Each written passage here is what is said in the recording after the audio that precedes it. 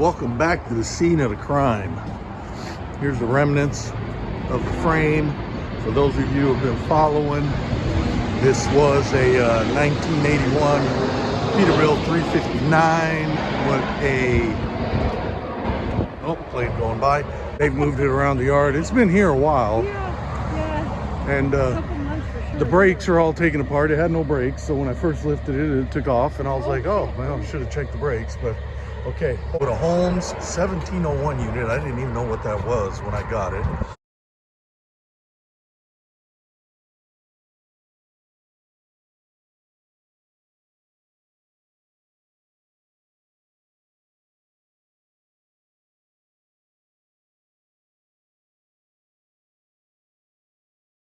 So I had a guy from Montana call me. He wanted to buy it. He probably still wants to buy it. It's a nice unit, but I'm really thinking about having a company make the boom for it. I talked to a company called Troubleshooting. They're the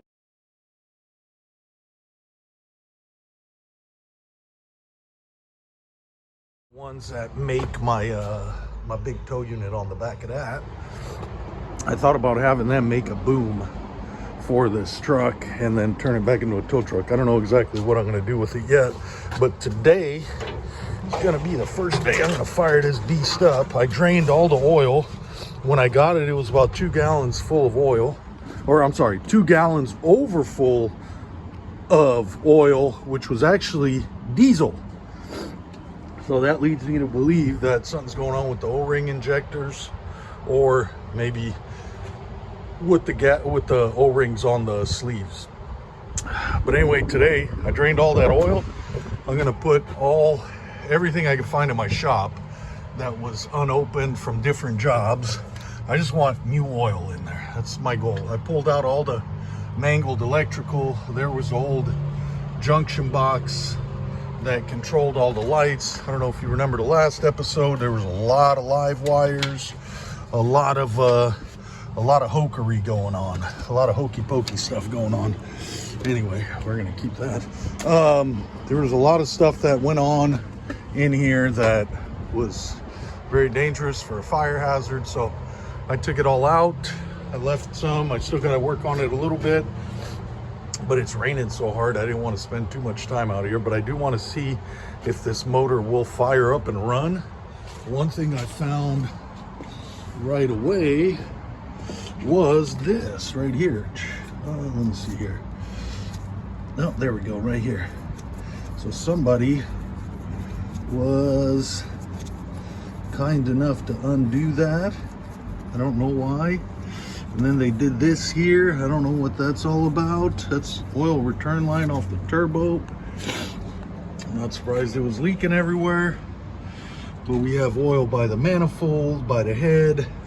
This engine will more than likely get rebuilt. The good news is I have brand new set in the bag 3 Jake brakes, Jacobs 30, the exact same ones that go on this engine.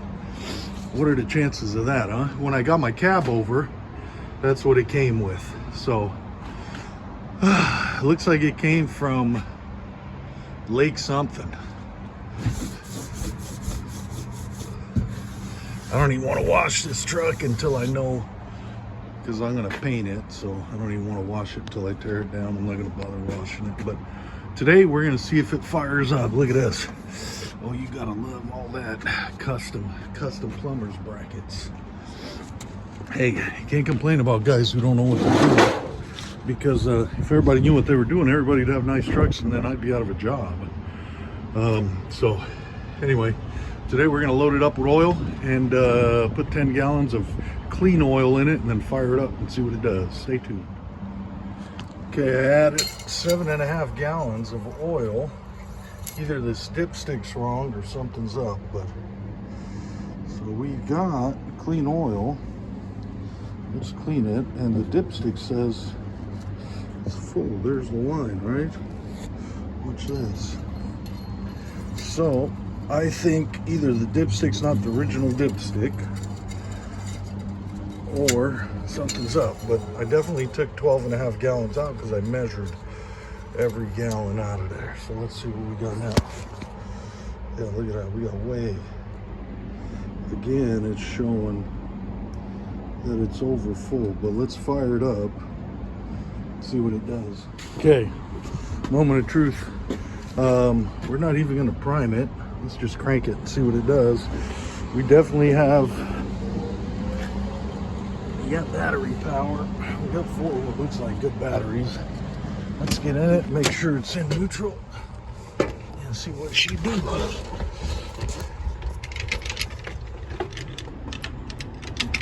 Okay, we're in neutral.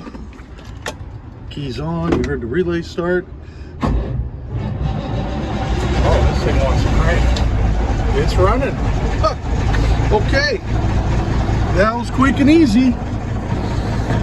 That definitely means this truck was running not long ago. That's crazy. Not even chugging smoke. It's smoking a little bit, but it's not going crazy. That spun over very easy. Supposedly it hadn't been started in a year.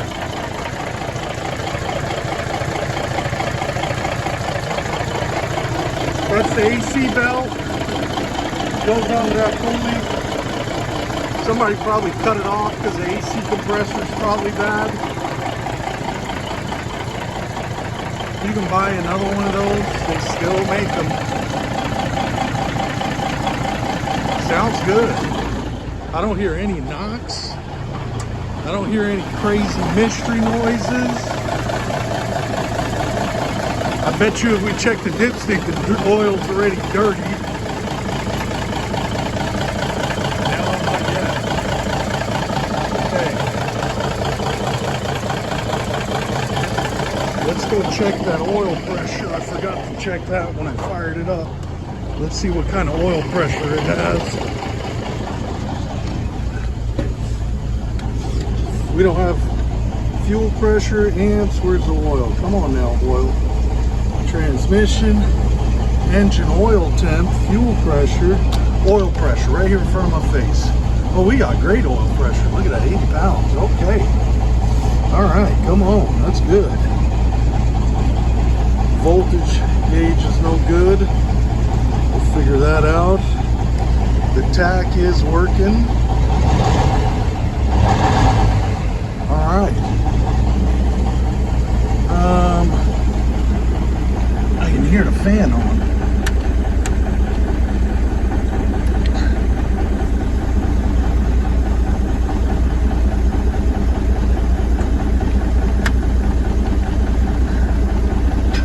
don't know what that is. Let's see if we can get this engine temperature. So I put in 7.5 gallons of clean oil. I took out 12. This engine's only supposed to hold 10. That's including filling the fuel filter, or I'm sorry, the oil filter, from what I gathered. Well, we'll double check that. Here's the wiring. I cleaned it all up. As you can see, there is some live wires left. There was a lot of stuff hooked up here. That PTO was an aftermarket. Somebody wired in there, and I had to undo all of that. I've still got some other stuff to undo, but they spliced into everything. But you can tell I cleaned up the wiring real nice. This is all what's not being used off of the relays, off of the main wire harness. I'll dig into that some more, but at least it's not a fire hazard anymore. We definitely have an air leak somewhere, a big one. Probably at the brake valve, maybe.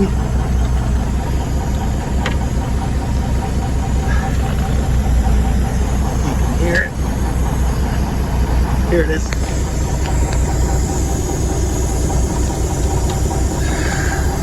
Looks like that's still wipers. Let me make sure the wipers are off.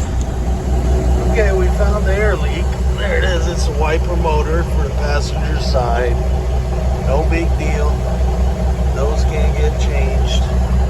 Good news is I don't see anything else leaking up here. We turn the wiper motor on. Let's see.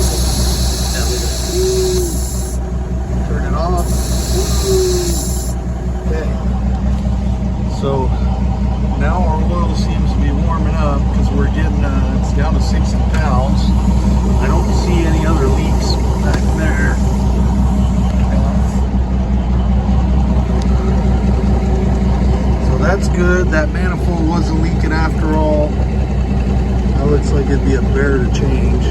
But we have 1,000,001 holes in the firewall that water would get in there. I'll plug all those. Oh, there's a couple leaks right there. There's one. That's air hose. It's no problem. Broken piece of dash right there. You can see that. Broken. That should be.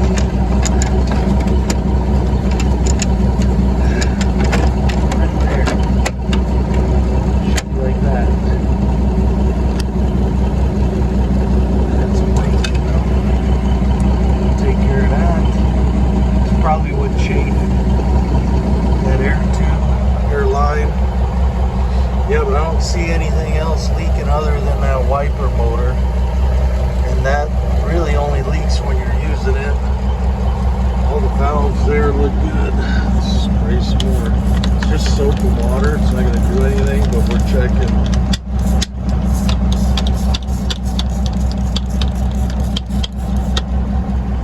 Yeah, I don't see anything else, so that's good news.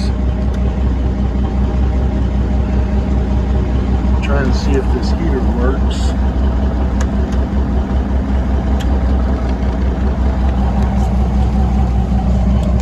I don't hear anything coming out of that motor.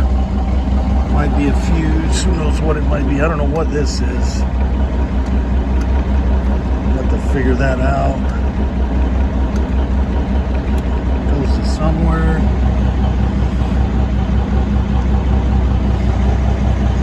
Throttle lock definitely works. Yes, it is.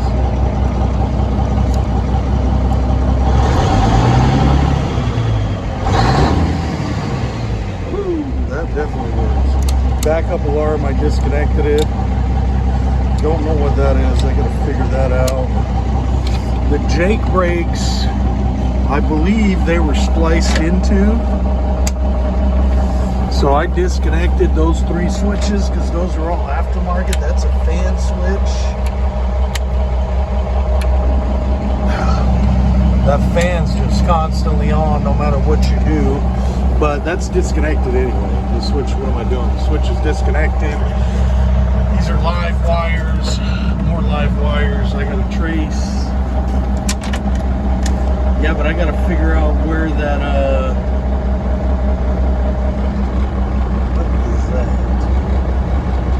Zero start. I gotta figure out what that is. I gotta read that. I can't read it from the position I'm in. I'll read it later. Williams, something or another. What is this? Exhaust brake. So that's it right there. But I disconnected it because it had wires spliced off of it. So I'll just probably run you wires. That shouldn't be a big deal. And see if we can get it to work. I don't know. Here's another mystery wire. Somebody taped up. Yeah, we've got a lot of testing to see these wires. I don't want some hot wire chafing there. So there's the backup alarm. You can see I cut those off.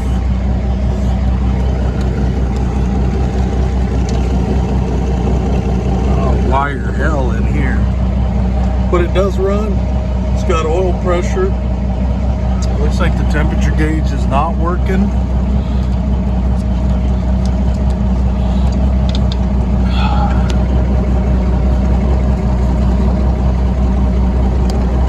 There's the wire going too, and it goes right out the firewall. Somebody drilled a hole in there. So